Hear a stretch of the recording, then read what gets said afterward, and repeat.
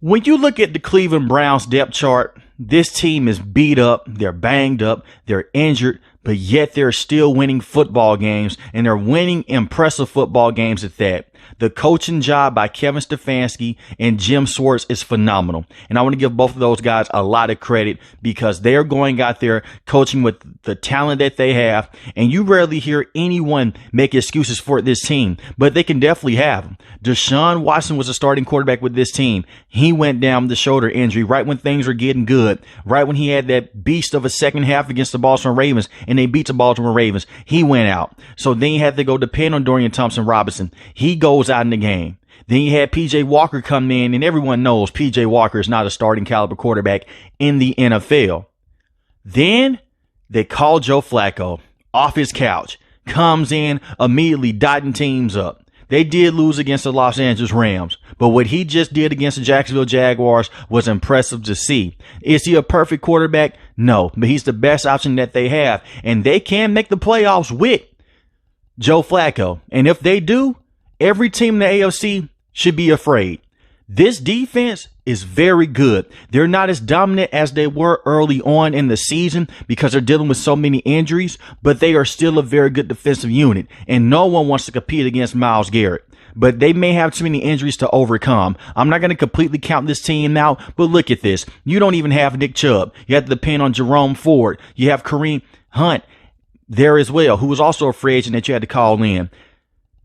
DeJuan Jones was a phenomenal right tackle for this team. Right when Jack Conklin went out, guess what? He's out for the rest of the season as well. And they had to depend on James Hudson at the right tackle position. You also don't have Jedrick Will Jr. for the rest of the season. He's been on IR for the last couple of weeks now. He's dealing with an injury. You don't have Deshaun Watson. You don't have your starting running back. You don't have your starting two left and right tackles.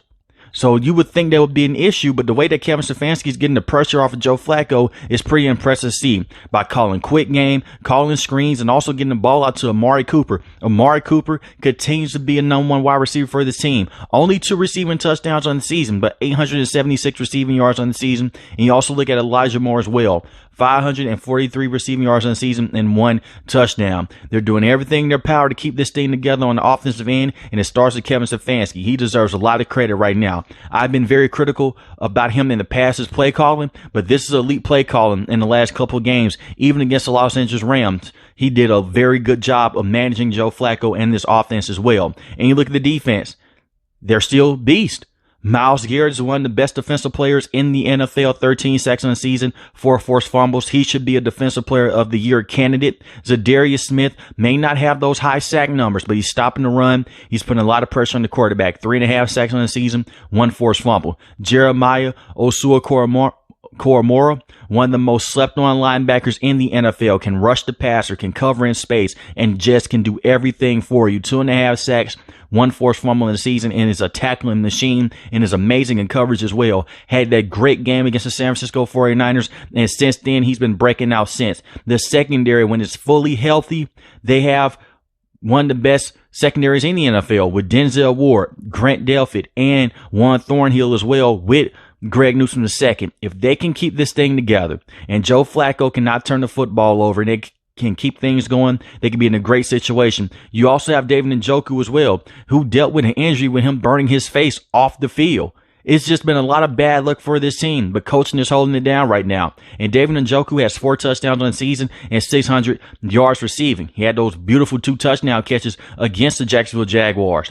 If Flacco can just continue to manage the ship, air the ball out, take care of the football and they need it the most, and just continue to be accurate, this could be a scary team in the playoffs. I'm not saying that they're going to be a Super Bowl caliber team, but remember, every time Joe Flacco gets in the playoffs, crazy things happen. He's beating Tom Brady. He's beating Peyton Manning. And I understand that was a long time ago. That's how long this man has been playing football. He may not be an elite quarterback, but weird things happen in the playoffs. And in the playoffs, it is any given game that a team can go off and they can disrupt you out of that championship race. So let me know in the comment section below how you feel about the Cleveland Browns, and are they headed in the right direction, and can they make the playoffs with Joe Flacco? If you're new to the channel, hit the subscribe button. If you like the video, hit the like button. Most importantly, each and every last one, guys, stay safe, stay positive. Thanks for watching the video, guys. Peace.